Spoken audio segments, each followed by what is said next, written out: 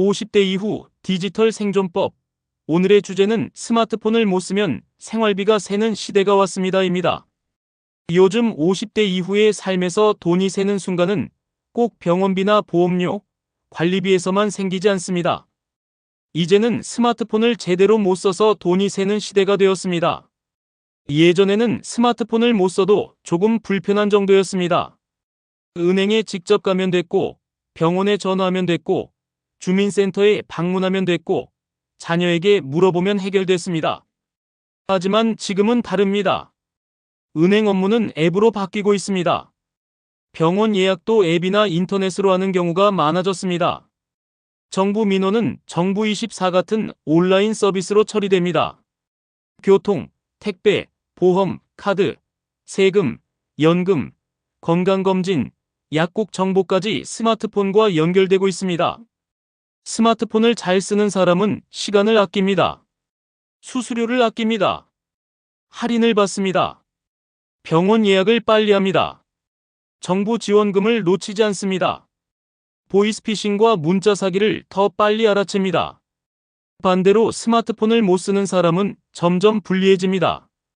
은행에 직접 가느라 시간을 쓰고 수수료를 더 내고 할인을 놓치고 병원 예약을 늦게 하고 정부 지원금 신청을 못할 수 있습니다. 문자 사기에 속아 돈을 잃을 수도 있고 비밀번호를 잘못 관리해 개인정보가 새기도 합니다. 이제 스마트폰은 단순한 기계가 아닙니다. 50대 이후에는 스마트폰이 생활비를 지키는 도구가 되었습니다. 디지털 능력은 젊은 사람들의 취미가 아니라 중장년과 시니어의 생존 기술이 되었습니다.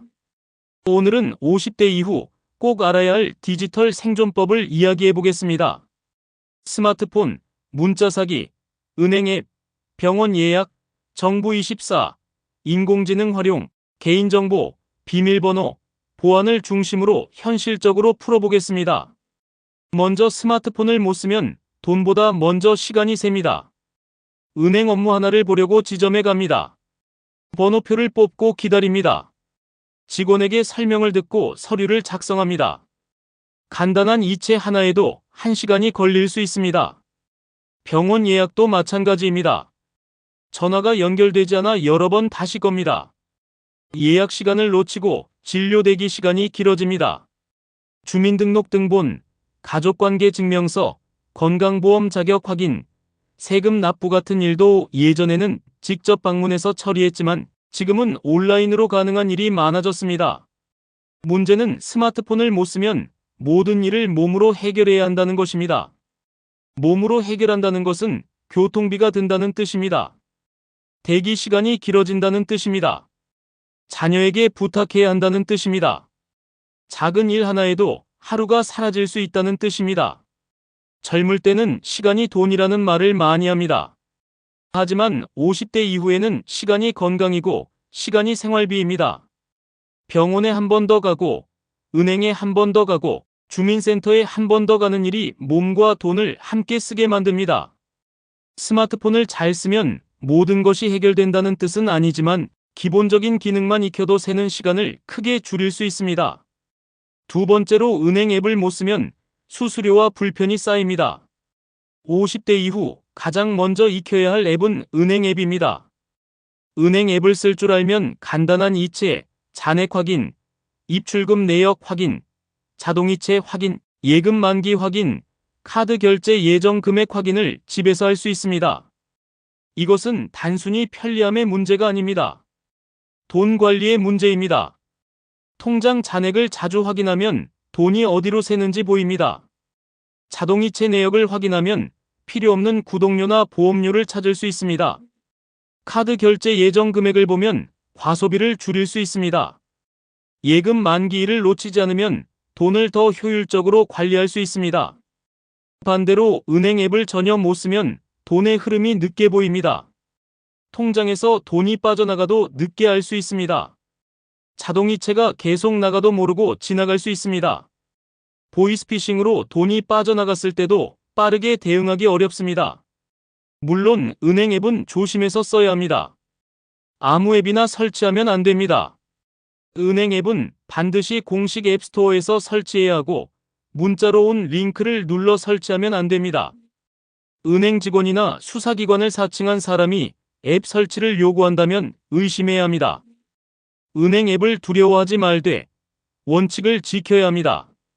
공식 앱만 설치하고 문자 링크로 금융 앱을 설치하지 말아야 합니다.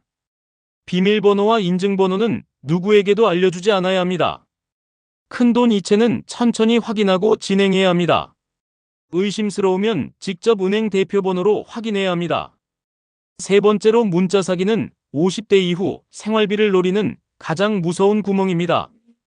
요즘 문자 사기는 점점 교묘해지고 있습니다. 예전에는 어색한 말투와 이상한 주소가 많았지만 요즘은 실제 기관처럼 보이는 문자가 옵니다.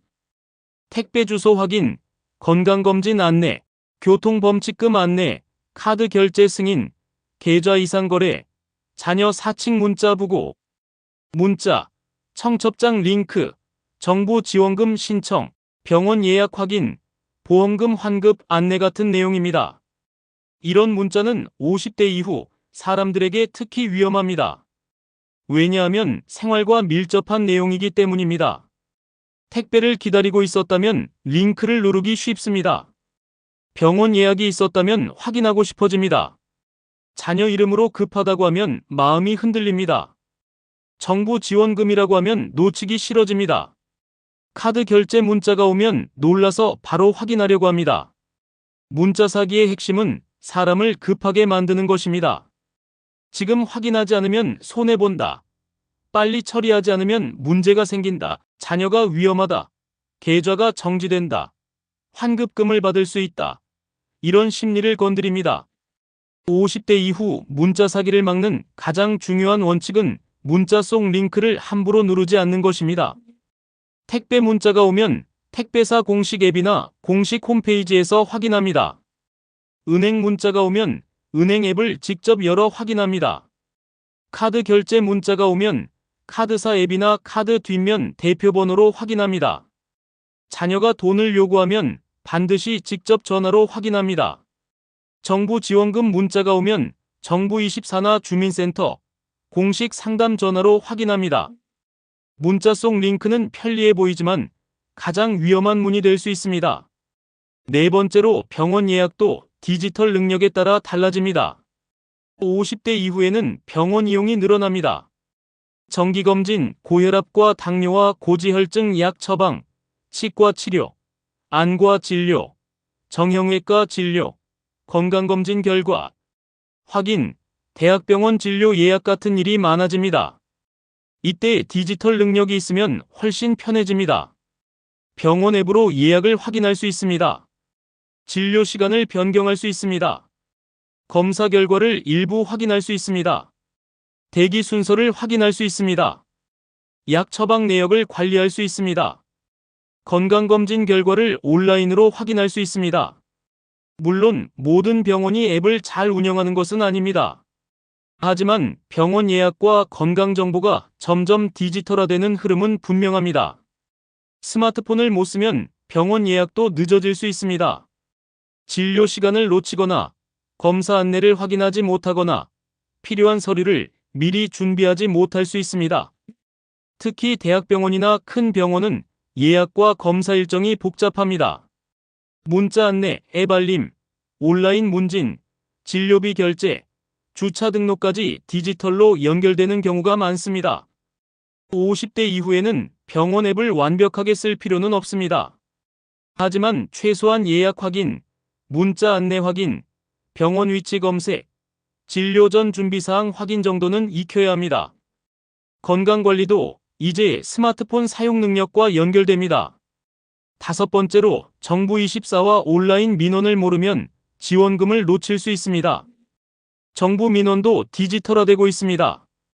주민등록등본, 초본, 지방세 납부 확인, 건강보험 자격 확인, 연금 관련 조회, 복지 서비스 신청, 각종 정부 지원금 확인, 생활 관련 증명서, 발급 같은 업무 중 상당수는 온라인으로 확인하거나 신청할 수 있습니다. 정부24 같은 온라인 민원 서비스를 쓸 줄 알면 주민센터에 직접 가지 않아도 되는 일이 많아집니다. 필요한 서류를 더 빨리 발급받을 수 있고 지원 제도도 확인할 수 있습니다.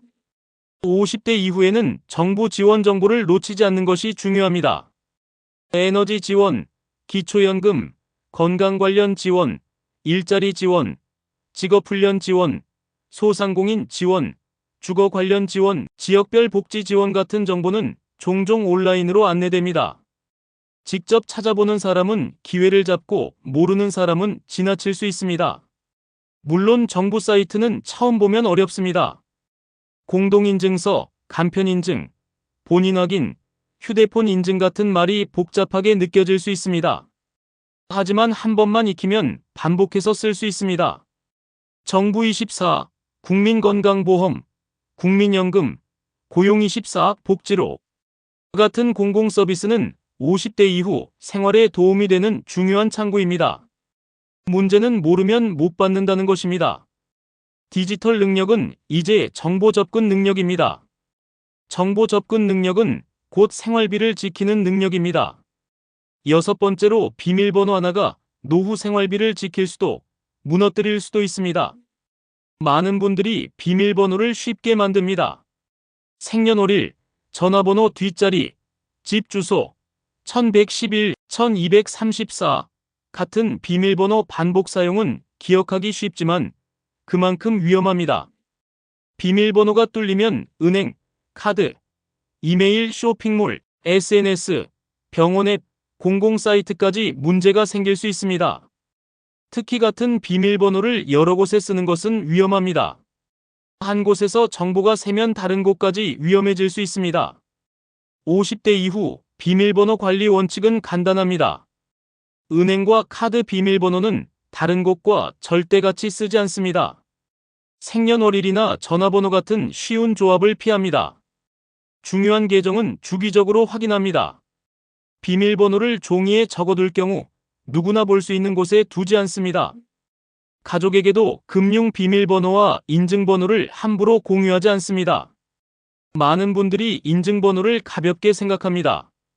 하지만 인증번호는 사실상 열쇠입니다. 누군가가 인증번호를 알려달라고 하면 거의 대부분 의심해야 합니다. 은행도, 경찰도, 검찰도, 금융감독기관도 인증번호나 비밀번호를 요구하지 않습니다. 비밀번호와 인증번호는 노후 생활비를 지키는 디지털 금고 열쇠입니다. 일곱 번째로 개인정보는 한 번 세면 되돌리기 어렵습니다. 50대 이후에는 개인정보 관리도 중요합니다. 이름, 주민등록번호, 휴대폰 번호, 주소, 계좌번호, 카드번호, 가족관계, 병원 기록, 보험정보, 사진, 신분증 사본은 모두 중요한 개인정보입니다. 문제는 일상 속에서 이런 정보를 너무 쉽게 보내는 경우가 있다는 것입니다. 문자로 신분증 사진을 보내고 카카오톡으로 통장 사본을 보내고 모르는 사람에게 주소와 생년월일을 알려주고 이벤트 참여를 위해 개인정보를 입력하고 무료 상담을 받으려고 개인정보를 남기고 택배 확인 링크에서 이름과 전화번호를 입력하는 경우가 있습니다. 개인정보는 한 번 세면 되돌리기 어렵습니다. 유출된 정보는 보이스피싱, 스미싱, 대출 사기, 명의도용, 계정 탈취에 악용될 수 있습니다. 특히 신분증 사진과 통장 사본은 조심해야 합니다.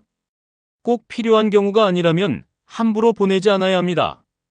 보내야 한다면 상대가 누구인지, 왜 필요한지, 공식 기관인지 확인해야 합니다. 개인정보 보호의 기본 원칙은 이것입니다. 내 정보를 요구하는 사람이 정말 믿을 만한 사람인지 확인합니다.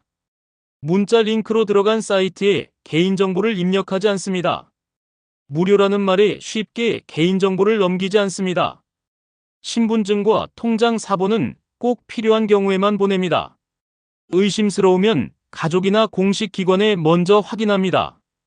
개인정보는 돈입니다. 개인정보가 새면 돈도 셀 수 있습니다. 여덟 번째로 AI 활용을 모르면 정보 격차가 커집니다. 요즘은 인공지능을 활용하는 사람들이 늘고 있습니다. 글쓰기, 문서 정리, 여행 계획, 건강정보 정리, 법률 용어 이해, 보험 약관 설명, 블로그 글 작성, 유튜브 대본 작성, 시장 조사, 취업 준비, 자격증 공부, 번역, 요약에 활용할 수 있습니다. 인공지능을 잘 쓰면 50대 이후에도 큰 도움이 됩니다. 어려운 문서를 쉽게 풀어달라고 할 수 있습니다. 병원에서 받은 설명을 정리할 수 있습니다. 정부 지원 제도를 쉽게 이해할 수 있습니다. 블로그나 유튜브 콘텐츠를 만들 수 있습니다. 자기소개서나 이력서를 다듬을 수 있습니다. 스마트폰 사용법을 단계별로 물어볼 수 있습니다. 하지만 인공지능도 조심해서 써야 합니다. 모든 답이 정답은 아닙니다. 최신 정보는 확인이 필요합니다. 의료, 법률, 세금, 투자 판단은 전문가 확인이 필요합니다. 개인정보를 함부로 입력하면 안 됩니다. 주민등록번호, 계좌번호, 비밀번호, 신분증 사진 같은 민감한 정보는 넣지 않아야 합니다. 인공지능은 똑똑한 비서가 될 수 있습니다. 하지만 최종 판단자는 나 자신이어야 합니다. 50대 이후에는 인공지능을 두려워하기보다 안전하게 활용하는 방법을 배워야 합니다.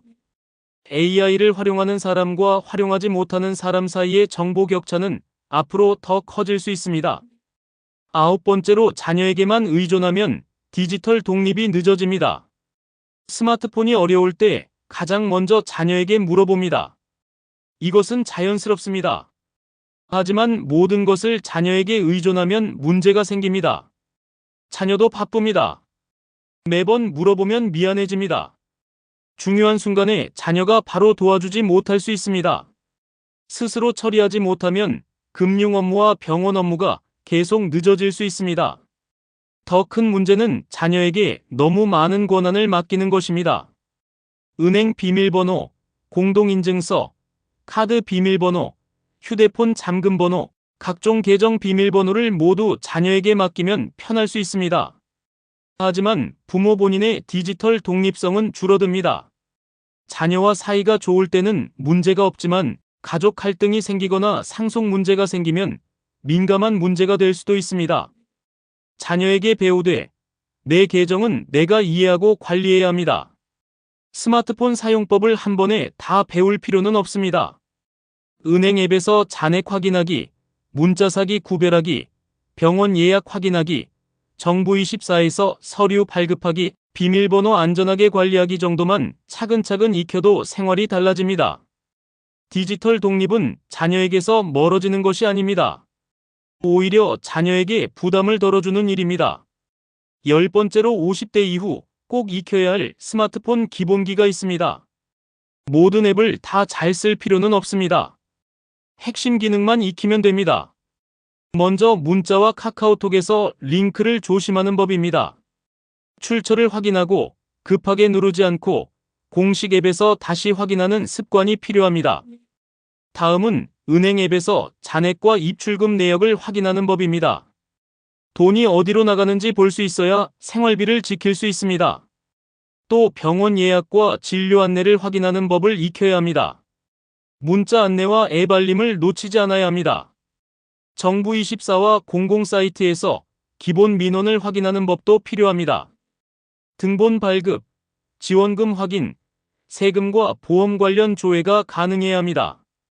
비밀번호와 인증번호를 안전하게 관리하는 법도 반드시 익혀야 합니다. 누구에게도 함부로 알려주지 않아야 합니다. 앱 설치를 안전하게 하는 법도 중요합니다. 공식 앱스토어에서만 설치하고 문자 링크를 통한 설치는 피해야 합니다. 마지막으로 AI를 활용해 어려운 정보를 쉽게 이해하는 법도 배워두면 좋습니다. 다만 개인정보는 입력하지 않아야 합니다. 이 기본만 익혀도 스마트폰은 무서운 기계가 아니라 생활비를 지키는 도구가 됩니다. 스마트폰을 못 쓰면 생활비가 새는 순간들이 생깁니다. 예전에 가입한 자동결제와 구독료가 매달 빠져나가도 모를 수 있습니다. 앱으로 가능한 일을 매번 직접 처리하면 은행 수수료와 교통비와 시간이 더 듭니다. 병원 예약을 놓치면 다시 기다려야 하고 치료가 늦어질 수 있습니다. 정부 지원 정보를 놓치면 신청해야 받을 수 있는 지원도 지나갑니다. 문자 사기 피해도 있습니다. 한 번 속으면 몇만 원이 아니라 수백만 원, 수천만 원까지 이를 수 있습니다. 개인정보가 유출되면 반복 피해로 이어질 수 있습니다. 교통, 통신, 카드, 병원, 쇼핑 혜택을 몰라서 더 비싸게 이용할 수도 있습니다. 이 모든 것이 작은 돈처럼 보이지만 1년 단위로 보면 큰 돈이 됩니다. 스마트폰을 배우는 것은 젊은 사람 흉내를 내는 일이 아닙니다. 내 생활비를 지키는 일입니다. 디지털을 한 번에 다 배우려고 하면 어렵습니다. 그래서 작게 시작해야 합니다. 첫째 주에는 스마트폰 문자 사기 구별법만 배웁니다. 둘째 주에는 은행 앱에서 잔액과 입출금 내역 확인을 배웁니다. 셋째 주에는 병원 예약 문자와 앱 알림 확인을 배웁니다. 넷째 주에는 정부24나 공공사이트에서 기본 서류 발급 방법을 배웁니다. 다섯째 주에는 비밀번호 관리와 인증번호 보호를 배웁니다. 여섯째 주에는 AI에게 질문하는 방법을 배웁니다. 하루 10분이면 됩니다. 매일 하나씩만 익히면 됩니다. 모르는 것은 적어두고 반복하면 됩니다. 50대 이후 디지털 교육은 속도가 아니라 반복이 중요합니다. 젊은 사람처럼 빨리 배울 필요는 없습니다. 천천히 하지만 내 손으로 할 수 있게 만들어야 합니다. 가족이 도와줄 때도 원칙이 필요합니다. 대신 해주는 것보다 가르쳐주는 것이 좋습니다. 한 번에 많이 알려주지 말고 한 가지씩 알려줘야 합니다. 비밀번호를 대신 입력해주는 것보다 부모님이 직접 입력하도록 해야 합니다. 금융 업무는 옆에서 설명하되 최종 확인은 부모님이 하도록 해야 합니다. 부모님이 실수했다고 화내면 안 됩니다. 50대, 60대가 스마트폰을 어려워하는 것은 게으름 때문이 아닙니다. 낯설기 때문입니다. 용어가 어렵고 화면이 복잡하고 실수하면 돈이 나갈까봐 두렵기 때문입니다. 가족의 역할은 대신 통제하는 것이 아니라 안전하게 독립할 수 있도록 도와주는 것입니다. 부모님의 스마트폰 실력은 부모님의 생활 능력입니다. 가족이 조금만 제대로 도와주면 부모님은 훨씬 독립적으로 생활할 수 있습니다. 디지털을 배워야 한다고 하면 부담스럽게 느끼는 분들이 있습니다.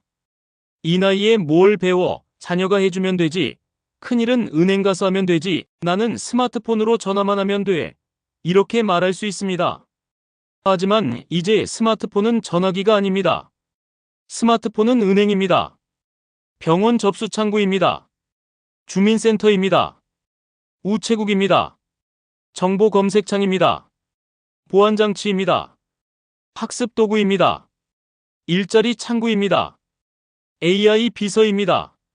스마트폰을 쓸 수 있다는 것은 스스로 생활을 관리할 수 있다는 뜻입니다. 스마트폰을 안전하게 쓴다는 것은 내 돈과 개인정보를 지킬 수 있다는 뜻입니다. 50대 이후 디지털 생존법은 단순한 기술 교육이 아닙니다. 노후의 품위를 지키는 생활 능력입니다. 마무리하겠습니다. 50대 이후 스마트폰을 못 쓰면 불편한 정도가 아니라 생활비가 셀 수 있습니다. 문자 사기에 속으면 큰 돈을 잃을 수 있습니다.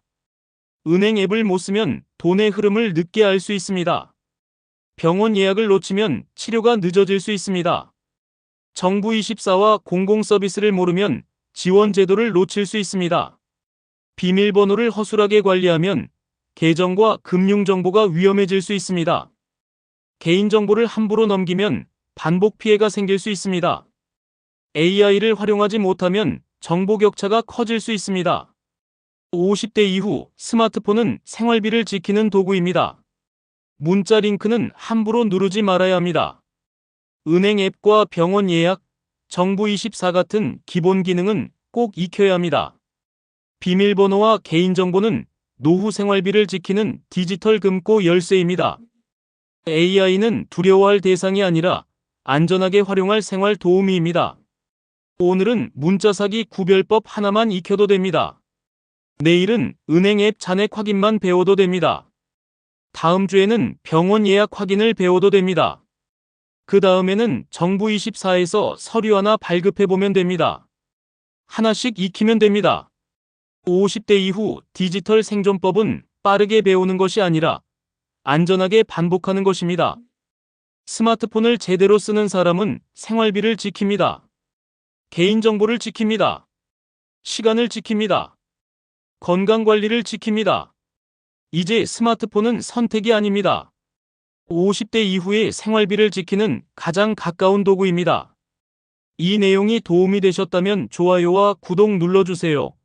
좋아요와 구독은 다음 콘텐츠를 만드는데 많은 도움이 됩니다. 시니어 라이프 가이드 굿뉴스 GNTV였습니다. 감사합니다.